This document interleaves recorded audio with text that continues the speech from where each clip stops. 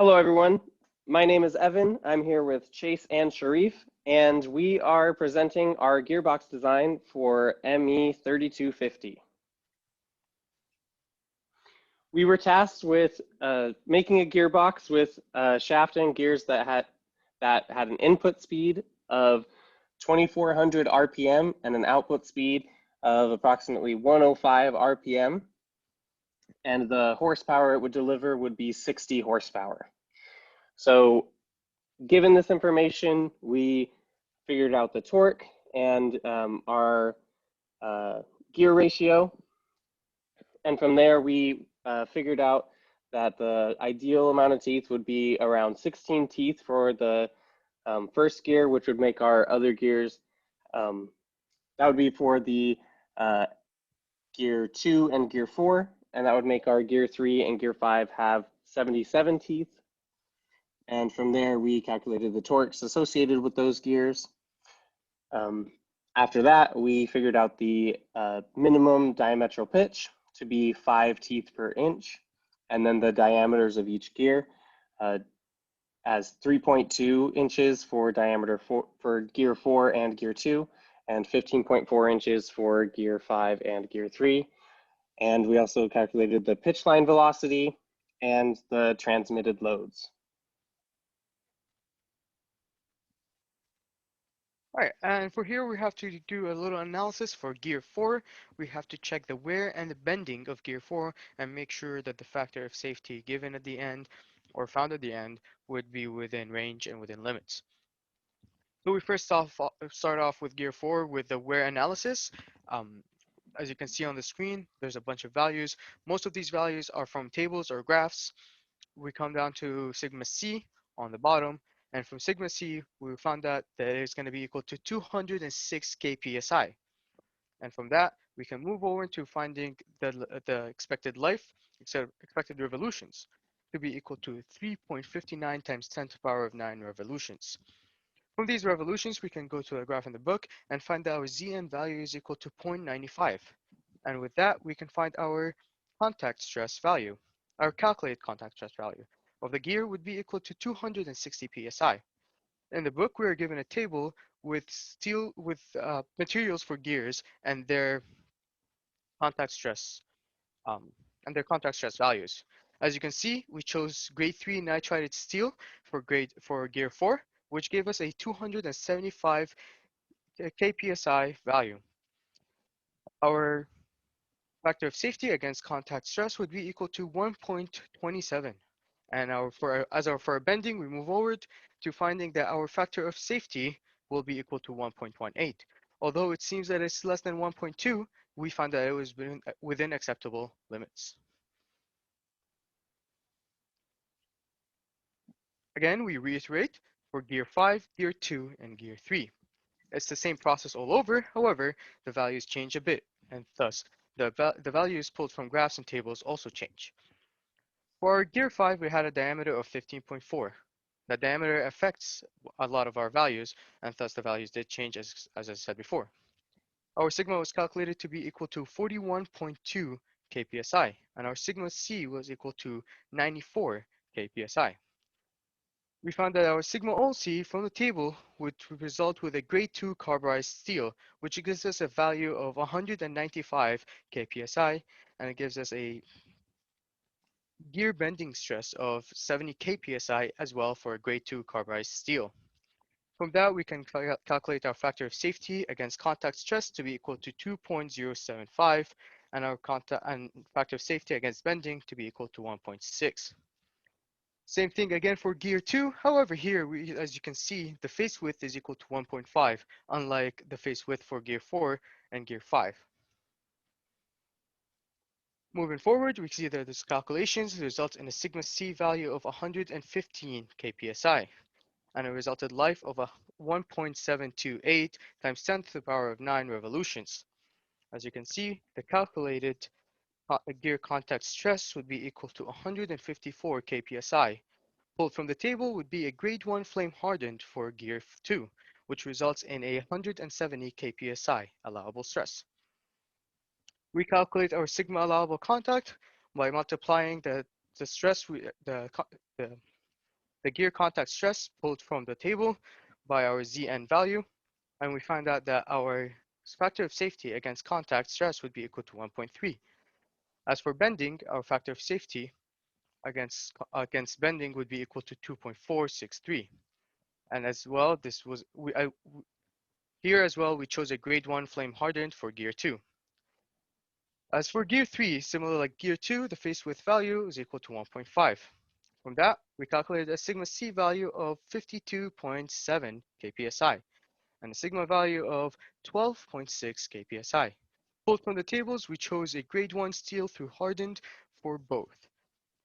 So gear 3, overall, we were chosen grade 1 steel through hardened, which gives us a factor of safety against contact stress of 2.4 and a factor of safety against bending of 2.5.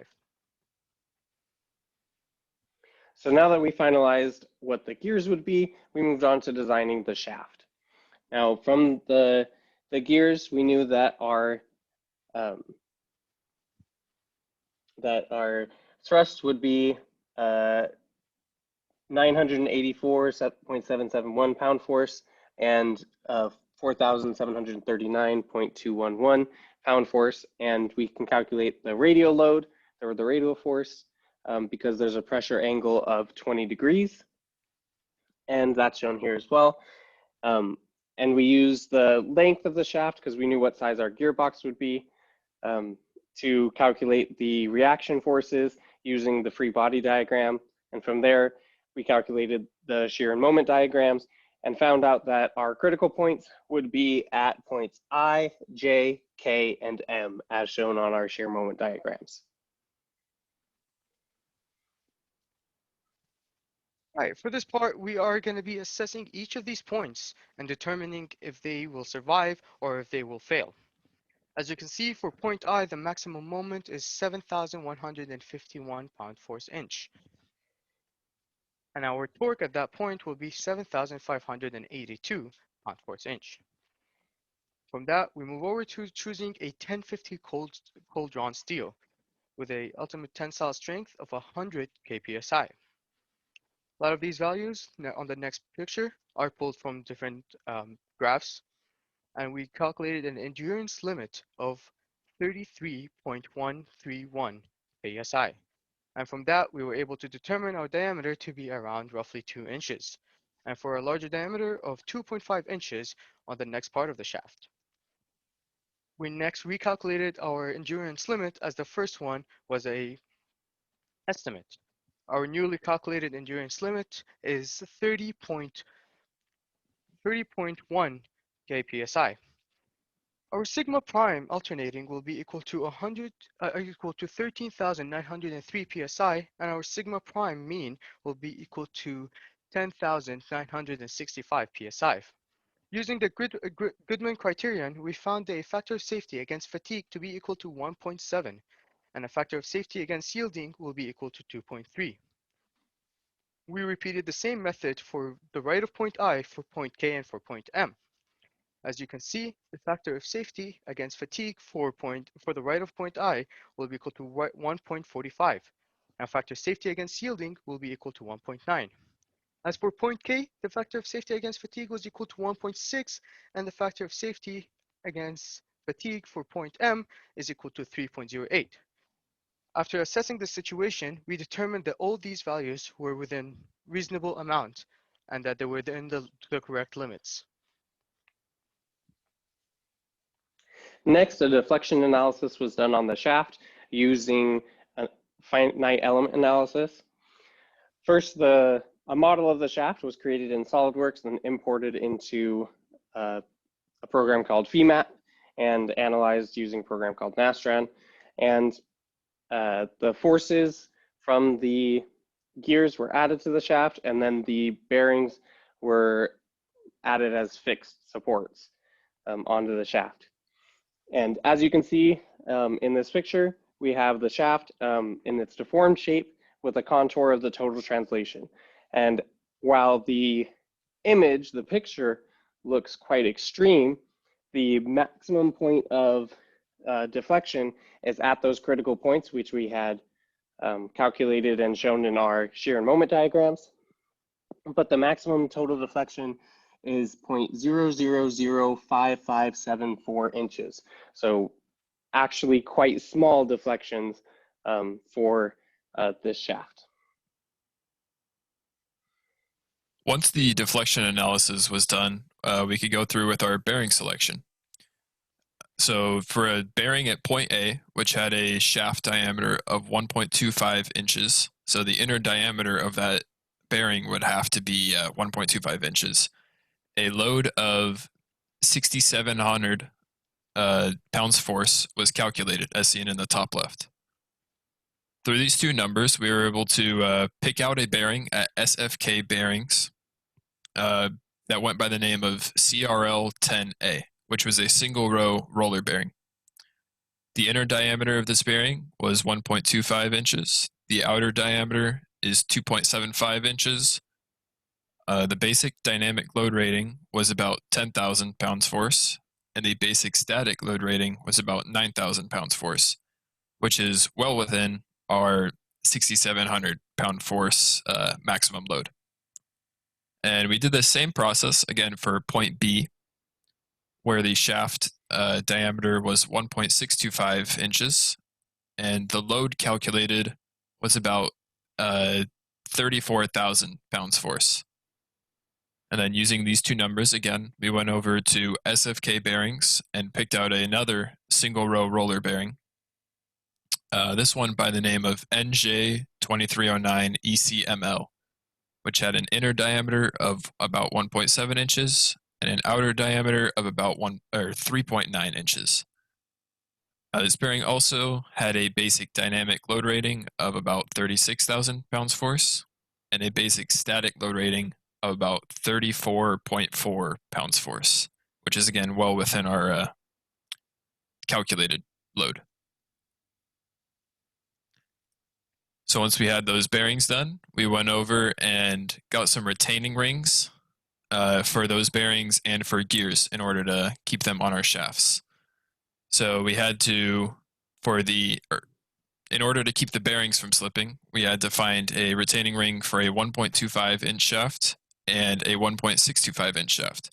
And for the gears, we had to find a retaining ring for the 2-inch shafts.